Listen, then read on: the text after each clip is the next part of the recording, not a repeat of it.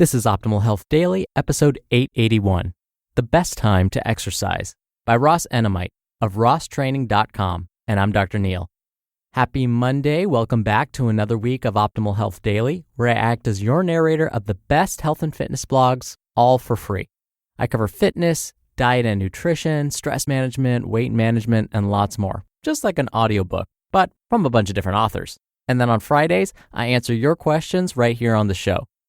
And thank you to sizzlefish.com for sponsoring this episode. I can get a craving for lobster tail, but sometimes it's not easy to find great quality seafood locally. Sizzlefish.com delivers pure, natural seafood responsibly right to my door with fast and free shipping. They have everything from shrimp to calamari, sea bass, salmon, and a lot more. If you are interested in great tasting, healthy fish and seafood, check out sizzlefish.com today. Plus, as an exclusive deal for being a listener, you can use discount code OHD for 10% off your first order. That's discount code OHD for 10% off your first order. All right, so it's my favorite time of year. I love the holidays, and last year I did some holiday trivia on this podcast between December 1st and December 25th. It seemed like you enjoyed it, so I'm going to do the same this year, but with different questions. So here is this year's first holiday trivia question. What well-known Christmas carol became the first song ever broadcast from space back in 1965? You ready for the answer? Jingle Bells. When you really think about it, it seems like the obvious answer, right? All right, with that, let's get to today's post and start optimizing your life. The Best Time to Exercise, by Ross Enamait of RossTraining.com. In recent weeks, I've stressed the importance of making time for exercise, despite a busy schedule. For instance, I stated that I'd rather wake up 20 minutes earlier for a brief session on a hectic day instead of doing nothing at all. I also shared a recent example where I performed a 15-minute workout before going to bed at night.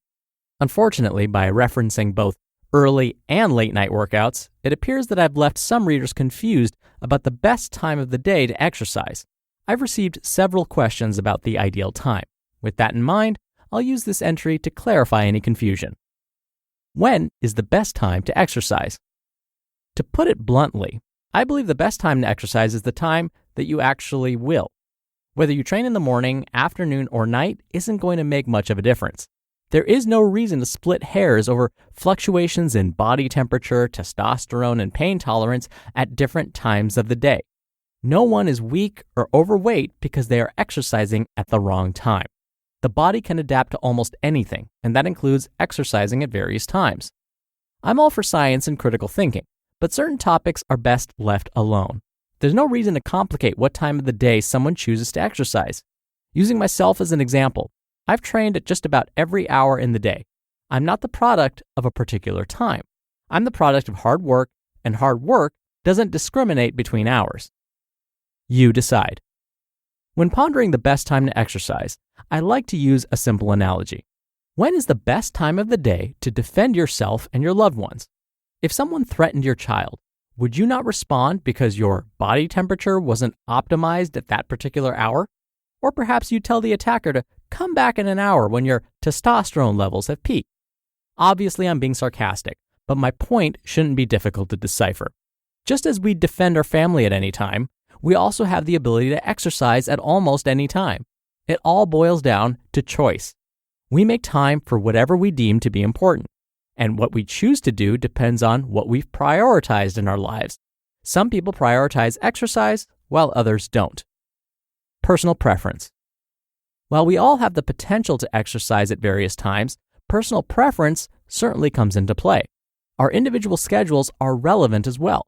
For example, if you work a third shift, your ideal time is likely different from someone who works 9 to 5. It's important that you find a time that works for you and your family. Using myself as an example, I found that early morning workouts work best for me. I get very busy during the day, so I prefer to get my primary workout out of the way.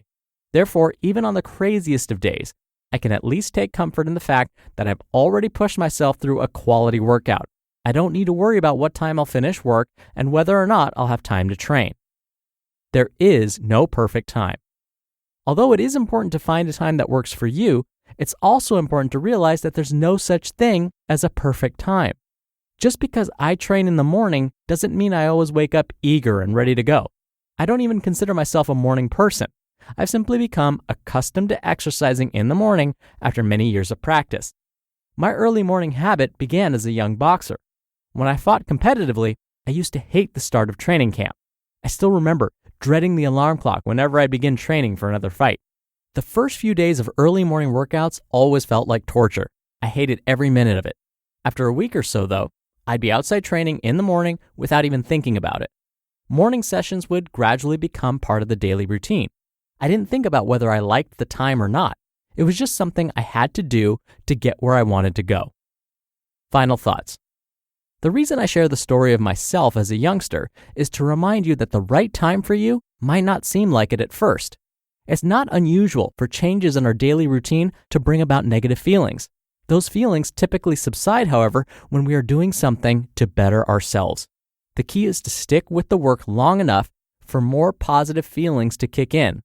That's where grit becomes so important. The right time to exercise isn't necessarily going to be an easy time, and that's where many people are misled. The industry wants everyone to think that it's easy to get in shape. It's not easy. It takes hard work and sacrifice. Waking up earlier or going to bed later are the types of sacrifices that dedicated individuals are willing to make. The question, therefore, isn't what the best time to exercise is. The real question is whether or not you're willing to make time. The time that you consistently make is the time that's right for you. You just listened to the post titled, "The Best Time to Exercise" by Ross Enamait of RossTraining.com. And thank you again to Sizzlefish.com for sponsoring this episode. Perfect if you're looking to increase your omega-3 intake. Health experts recommend 2 or more servings of fish and seafood every week, yet it's been reported that nearly 90% of Americans aren't eating enough seafood. You can purchase items from Sizzlefish.com whenever you want, or choose to receive a subscription box each month so you don't forget. And Sizzlefish.com has great variety. Check it out and see for yourself.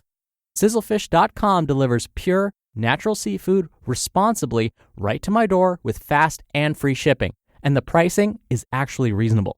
They have everything from shrimp to calamari, sea bass, salmon, and a lot more. If you are interested in great tasting, healthy fish and seafood, check out Sizzlefish.com today. Plus, as an exclusive deal for being a listener, you can use discount code OHD for 10% off your first order. That's discount code OHD for 10% off your first order. Dr. Neil here for my commentary. I realize making time for exercise, let alone eating right, is tough. We all are busy. I've had retired people tell me I'm just too busy to exercise, but I don't get into an argument with them because we could all argue that we're too busy to do some of these lifestyle behaviors. We're too busy to exercise, too busy to plan our meals, too busy to go grocery shopping, too busy to manage our stress better, no matter how backwards that last one sounds. So instead, what I do is I try and reframe it for my patients or clients. So I'll ask them something like, how often do you shower? And they'll say, take a shower every day, duh. And I say, okay, and how long does it take you to take a shower and then get yourself ready for the day?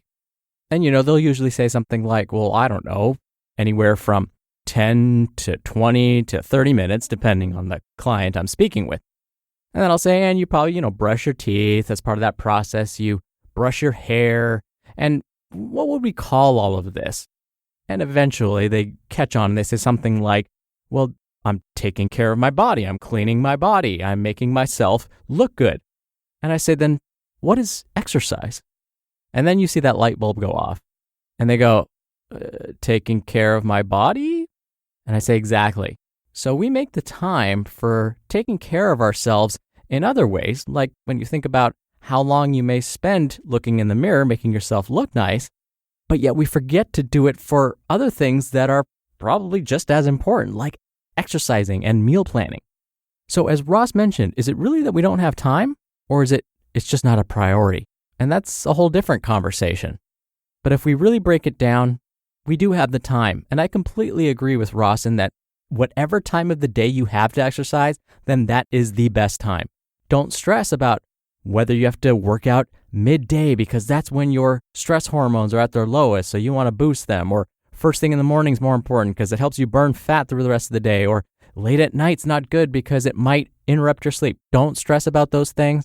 As long as you get the workout in, no matter what time, that's what's important. And of course, if you can stay consistent with it. All right, that'll do it from me for today. Thank you for subscribing. Thank you for being here every day and for sharing the show with someone. I hope you have a great rest of your day, and I'll see you back here tomorrow where your optimal life awaits.